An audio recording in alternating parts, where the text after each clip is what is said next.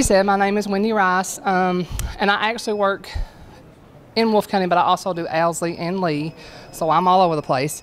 I'm actually an occupational therapist. It's all right. It's all right.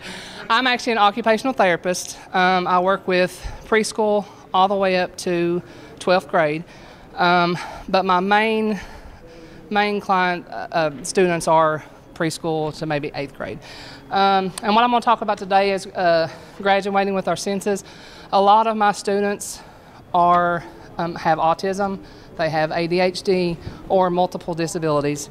And we're seeing a lot more of that nowadays. And I've been in some different classes today, and they've talked about flexible seating. As an OT, that makes me so happy because a lot of our kids now can't sit in these regular, they got to be moving. If they're not moving, they can't learn. It's not that they can't learn, but their body won't let them. They have, ADHD or autism, and because of and when we talk about senses, I know we think eyes, ears, mouth, nose, touch, taste, all that, but you actually have a couple more, which is vestibular and proprioceptive, which is vestibular is your movement. They need to move. Proprioceptive is the deep pressure. Being able to moving heavy objects or getting that deep sense of pressure.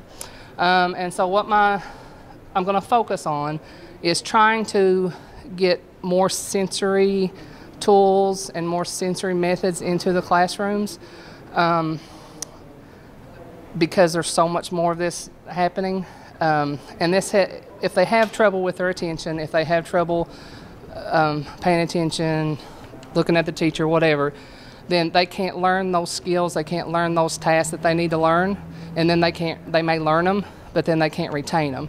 So I'm hoping by using all these we have different seatings, using heavy balls, the balls for seating, different types of textures.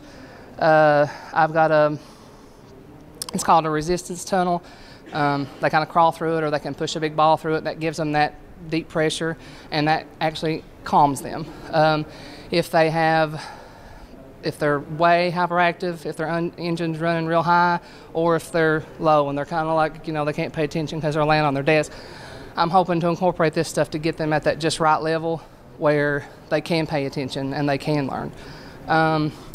And one of the ways that I'm going to try to score it or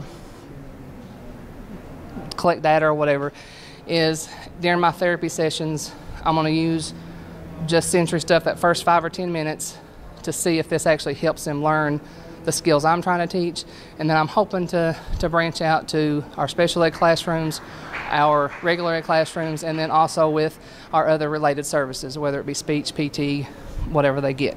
And I'm hoping that they'll all do this as well, take 5 or 10 minutes out of the day, and really they need to be getting this sensory input all throughout the day, every hour, every couple hours, whatever.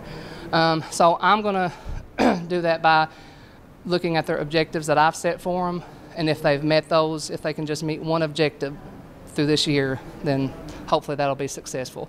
And I'm going to maybe try to take data as to how many minutes they can attend to task. So I'm going to do that through the year.